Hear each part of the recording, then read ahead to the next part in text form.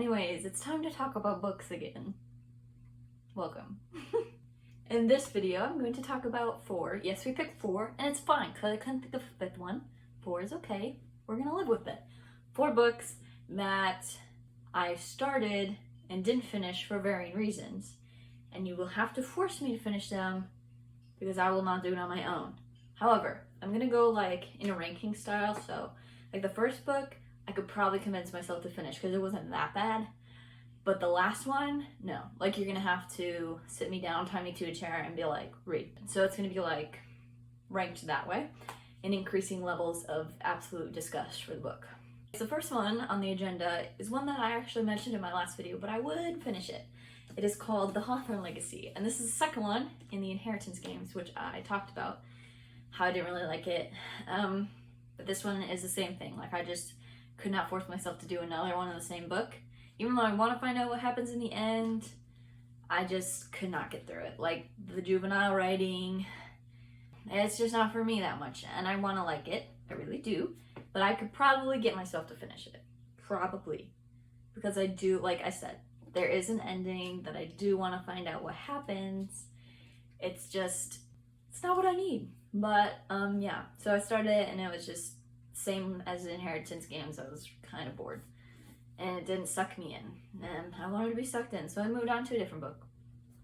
But yeah, this is the first one. First level. First level, I could probably get myself to finish it because I want to find out what happens. I don't love it, though. Next. This one I actually recently did. And it is called It Happened One Summer by Tessa Bailey. And all I have to say to that is... What happened to hello? How are you? My name is. What happened to that? This is a popular book, I think. Like, it was recommended in the book. I swear to God, it has to be book. Facebook. We have Bookstagram, BookTube. It has to be book, right? It can't not be book. So it's recommended me on book. And I should have known what it was going to be because of the... Every time you have a book that has the... I guess I can put it right here. Like the title, the cover page, the cover art is like cartoon characters, which you think it's going to be a fun little romance. But it's it escalated very quickly. There did not feel much chemistry for them. They didn't know each other that much. And then it went from 0 to 100. And I was like, I can't finish it. It was not for me. Did not like it. Too much for me. In that sort of sense. Maybe I read it and I just skip through that part to finish out what happens in the end of the relationship. But most likely no. Like, someone would have to tell me it changes and it gets great and their relationship is awesome. As I got to that first scene, I was like, absolutely not. No. But that's my preference. And that's what we're here for, to hear my preference.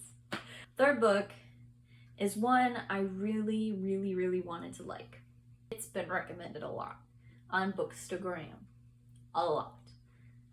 Too much. So I really went into it with high hopes. And I don't want, like, I know there are a lot of people that love this book, but for me, it was so slow. The Invisible Life of Addie, LaRue. So slow. It dragged for me. Like, I could physically had to push myself to get through each chapter. And it was, also I have a question. Is it the same thing as the movie, The Age of Adeline? Because I'd watched that and I was like, this is like the exact same story, but a little different. Did she copy them or did they copy her? Like, what? Or are they actually based on each other? Because Google is not giving me answers, so someone has to. Are they the same? Or are they not? I need to know. You'd have to make me finish it by telling me it's like really great at the end. Even though I've seen people say like it's a great story and they loved it, so it's just probably my personal preference. Like, it was so slow and boring. I was dying, trudging through it. It felt like I was trudging through it. During the scene where she's trudging along the path, I was also trudging along with her because I was so bored. And it's a long story that I felt like could have been much faster. It almost felt like a setup to an interesting book. You know what I mean? Like, I think I got at least 200 pages into it. And it still felt like I was in the introduction of her life story. And I was finally getting to the actual stuff, but it was still slow. I've heard some people say that the guy's point of view made the book a little better, but I didn't even get to that part, so That would be maybe the one thing that could convince me to finish this book. But I don't think I will, because I was really, really bored beyond belief. So, but that's third book. This last book. This is the one that you would have to tie me to a chair. I, like many of you probably, was sucked into the dystopian genre. Hunger Games was my jam. Maze Runner, watched the movies, never read the books. I don't know if they're good or not. Ready Player One, I mean, the host is kind of dystopian. The Match series, shout out to that underrated thing. Divergent.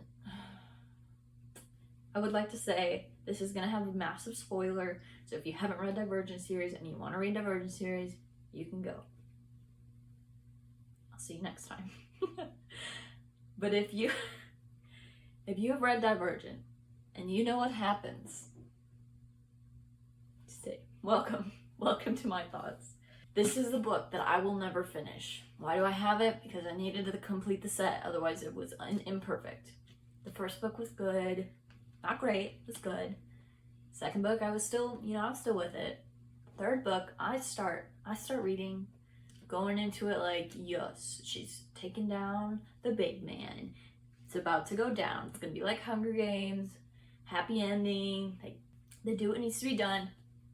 And then I'm scrolling on Pinterest, looking at Divergent fan fiction pictures and stuff, and I see a list of the surviving characters in Divergent. And I notice someone's missing.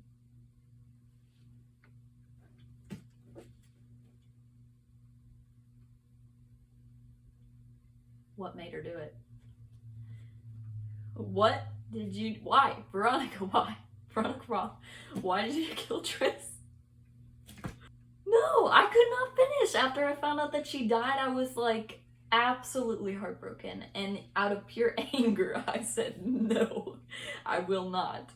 It was like a rebellion. I refused to accept that she died, so I refused to read it.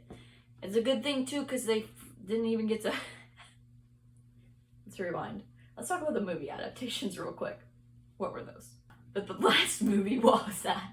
I've seen so many beautiful videos about the garbage that was. But anyways, they didn't even get to the end with those movies, so we didn't have to see Tris die there. So in my mind, because I have not read this and I have not seen a movie where she dies, she's not dying. She's fully alive. You cannot tell me that this world that we have been rooting for her to save is left with these chumps. Trash. He's okay. He's the only good one. Why did her brother live and she did not? Well, actually, that makes sense. Isn't it like a common thing that cockroaches survive nuclear apocalypses and survive even when you don't want them to? That's what he is to me. I will never ever finish unless I am physically forced to finish. And I feel very strongly about that. And I will continue to feel very strongly about that. And this is why Hunger Games is better than Divergent. And that's all I have to say. Yeah, anyways. The 4 books that I started and I could not finish. I'm pretty good at finishing books, I'd say. So these are like the ones that stood out to me. And for just different reasons, I could not get through them. And I probably will never get through them. But let me know if you loved one of these books, or if you too could not get through it. And I'd love to hear your thoughts, but I'll see you next time, probably.